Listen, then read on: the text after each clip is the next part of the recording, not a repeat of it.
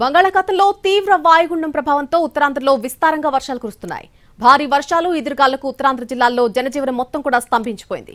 శ్రీకాకుళం, పార్వతీపురం, మన్యం, విజయనగరం జిల్లాలపై వాయుగుండం ఎఫెక్ట్ తీవ్రంగా ఉంది. ఈ 3 జిల్లాల్లో ఈదురుగాలు బలంగా వీస్తున్నాయి. ఎడతెరిపి లేకుండా వర్షాలు కురుస్తూనే ఉన్నాయి. గాలుల ఉధృతికి కొమ్మలు విరిగిపడ్డాయి. చెట్లన్నీ కూడా నేలకొరిగాయి. విద్యుత్ స్తంభాలు సైతం విరిగిపడుతున్నాయి. వాయువ్య దిశగా కదులుతున్న తీవ్ర వాయుగుండం ఇవాళ అర్ధరాత్రికి పారదీప్, గోపాల్పూర్ మధ్య తీరం దాటుతుందని వాతావరణ కేంద్రం అధికారులు స్పష్టం చేశారు. తీవ్ర వాయుగుండం తీరం దాటే సమయంలో ఉత్తరాంధ్ర, దక్షిణ ఒడిశా ప్రాంతాల్లో భారీ ఈదురుగాలు వీస్తాయని, భారీ వర్షాలు కురుస్తాయని హెచ్చరించారు విశాఖ తుఫాను హెచ్చరికల కేంద్రం అధికారి నాగభూషణం. తీవ్ర వాయుగుండం తీరానికి సమీపించే కొద్దీ పెరగనున్నాయి గాలుల తీవ్రత. ఇక గాలి వేగానికి వాహనాలను కూడా నడపలేకపోతున్నారు 2 వీలర్స్. సముద్రం అలజడిగా మారింది. దీంతో విశాఖ పోర్ట్లో 3వ నెంబర్ ప్రమాద హెచ్చరిక జారీ చేశారు.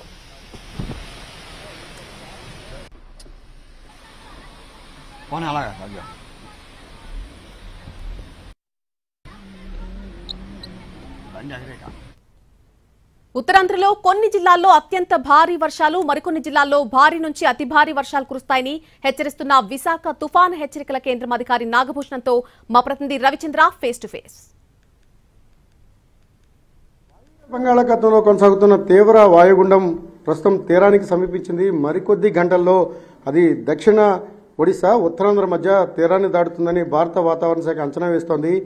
ఇప్పటికే ఉత్తరాంధ్రలో ఈదురుగాలులతో కూడిన వర్షాలు కురుస్తున్నాయి.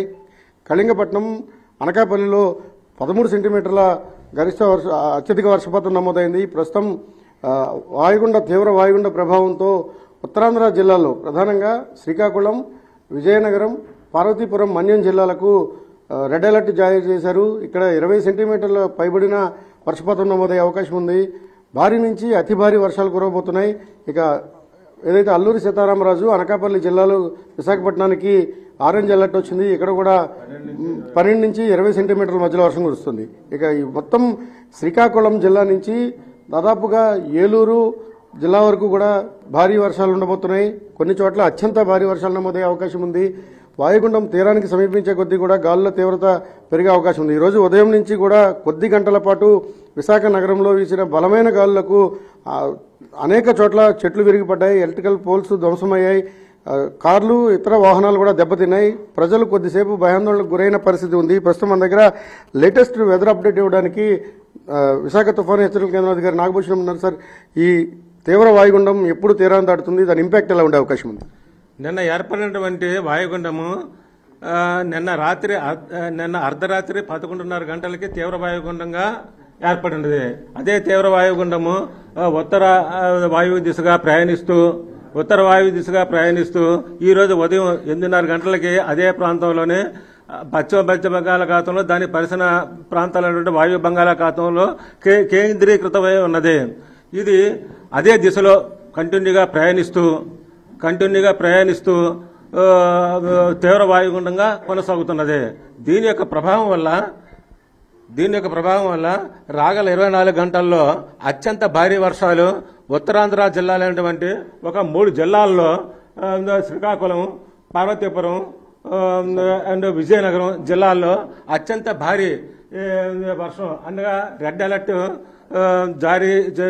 జారీ చేయడం జరిగినది. అత్యంత భారీ వర్షాలు కురిసే అవకాశం ఉన్నది ఎక్కువగా. మరియు అదే ఉత్తరాంధ్ర జిల్లాలైనటువంటి విశాఖపట్నం, అనకాపల్లి, అల్లూరి సీతారామరాజు జిల్లాల్లో భారీ నుంచి అతి భారీ వర్షాలు కురిసే అవకాశం ఉన్నది. నెక్స్ట్ అదే ఉత్తరాంధ్ర జిల్లాలైనటువంటి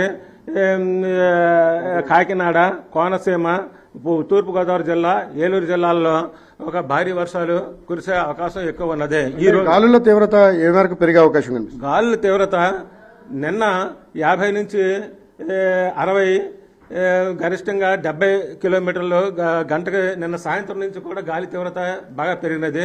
ఈ రోజు ఉదయం నుంచి కూడా గాలి తీవ్రత గంటకి 50 నుంచి 60, గరిష్టంగా 70 కిలోమీటర్ల వేగంతో ఈదురుగాలులు బాగా వీయడం జరిగినది.